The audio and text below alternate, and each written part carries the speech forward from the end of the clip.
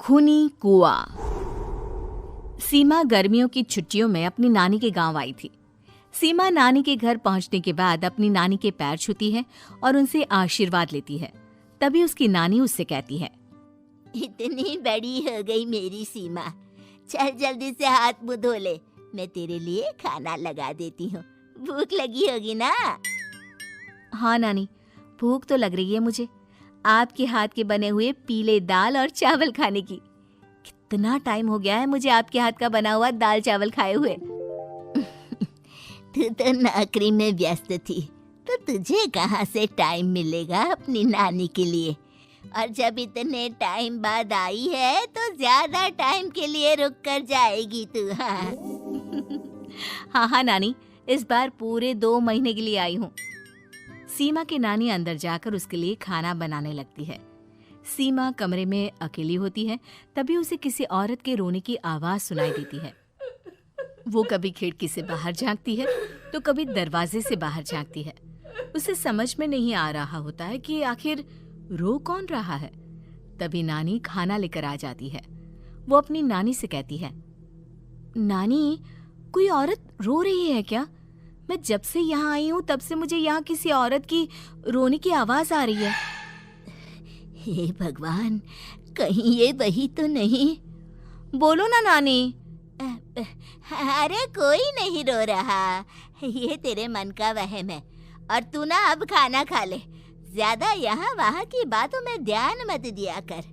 जल्दी से खाना खा और फिर मेरे साथ आ जा मेरे कमरे में, दोनों बैठकर खूब सारी बातें करेंगे। ऐसे ही अगले दिन सीमा अपनी नानी के साथ गांव के बाजार जा रही होती है। उसी रास्ते में फिर से किसी औरत के रोने की आवाज आती है। वो अपनी नानी से कहती है, अरे नानी, क्या सच में तुम्हें अभी भी किसी औरत की रोने की आवाज नहीं सुनाई दे रही? मुझे किसी औरत की बहुत बुरी तरीके से रोने और चीखने की आवाजें आ रही हैं। मैं बहुत परेशान हूँ नानी, आखिर ये कौन है? मुझे लगता है कि सीमा को शहर भेज देना चाहिए, यहाँ रहना उसके लिए ठीक नहीं। नानी बोलो ना, आप चुप क्यों हो जाती हो? सीमा, तू घर चल, मुझे तुझसे बहुत जरूरी बात करनी है। नानी सीमा को घर ले आती है और सीमा से कहती है, सीमा, कल सुबह तू शहर वापस चली जाएगी। अरे अचानक? आखिर क्या बात है नानी, आप मुझे ऐसे जाने को क्यों कह रही हो? मैं बस जो कह रही हूँ उस पर ध्यान दे। तू कल सुबह यहाँ से चली जाएगी, और ये बात मैं कोई मजाक में नहीं बोल रही। तू कल जाएगी तो मतलब जाएगी। अरे नानी, चली जाऊंगी मैं, ठीक है, पर आखिर बात क्या है ये तो बता दो। मम्मी से कोई बात हुई है या फिर मुझसे कोई गलती हुई है जो तुम मुझे अचानक से जाने के लिए बोल रही हो? देख सीमा, रात बहुत हो चुकी है और मुझे इस बारे में कोई बात नहीं करनी। चल, अब चल के मेरे साथ सो जा। सुबह की बस पकड़कर तुझे शहर भी तो जाना है। सीमा को अपनी नानी का ऐसा व्यवहार देखकर बहुत ही अजीब लगता है। उसे कुछ समझ में नहीं आ रहा होता है कि आखिर उसकी नानी उसे अचानक से गांव छोड़कर जाने के लिए क्यों कह रही है। ये सारी बातें सोचते सोचते सीमा की आंख लग जाती है और वो अपनी नानी के साथ सो जाती है। ऐसे ही आधी रात को सीमा को फिर से किसी औरत की रोने की आवाज सुनाई देती है। वो उस औरत की आवाज सुनकर बार बार करवटें बदल रही होती है और तभी उसे सपने में भी एक अजीब सी औरत की परछाई दिखाई देती है, जो इतना चीख चीख कर रो रही होती है कि सीमा डरकर उठ जाती है। वो पूरे पसीने पसीने हो रही होती है। वो अपने आसपास देखती है तो घर में बिल्कुल शांति का माहौल होता है। सीमा घबरा जाती है।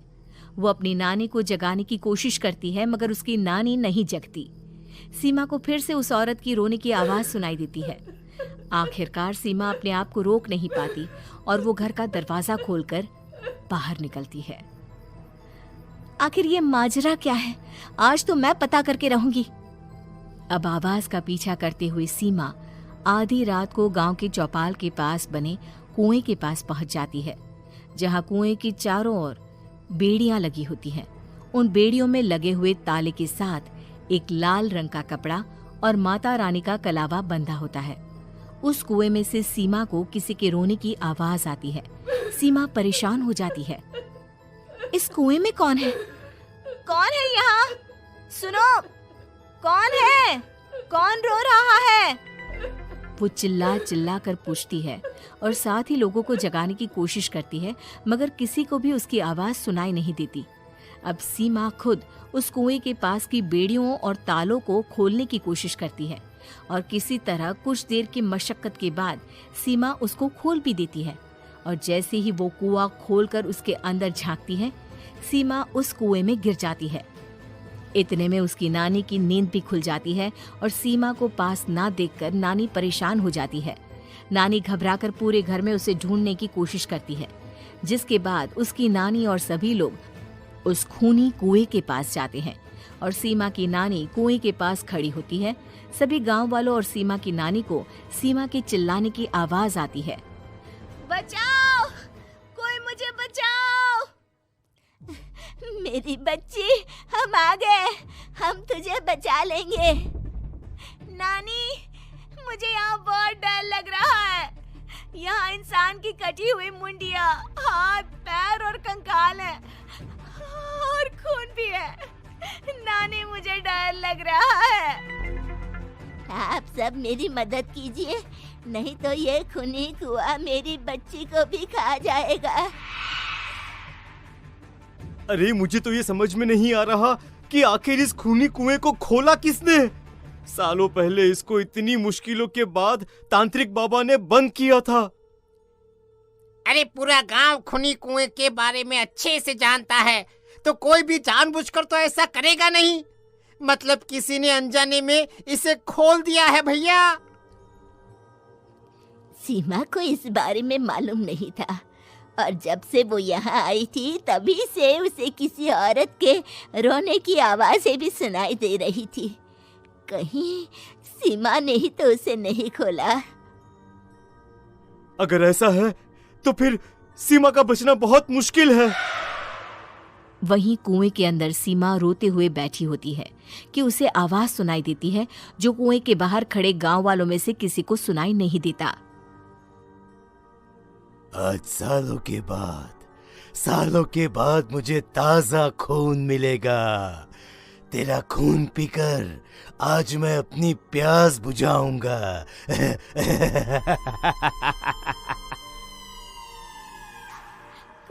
कौन है? मत मारो प्लीज, मुझे जाने दो प्लीज। मैंने किसी का क्या बिगाड़ा है?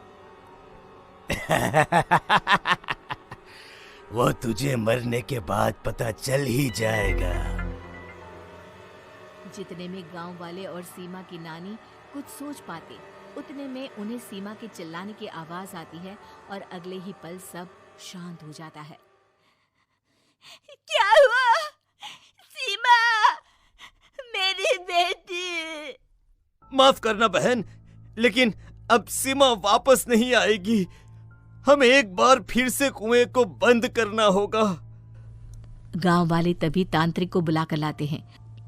एक बार फिर अपनी शक्ति से तांत्रिक बाबा उस कुएं को हमेशा हमेशा के लिए बंद कर देते हैं और वहां एक बोर्ड लगा दिया जाता है कि यहाँ आना मना है।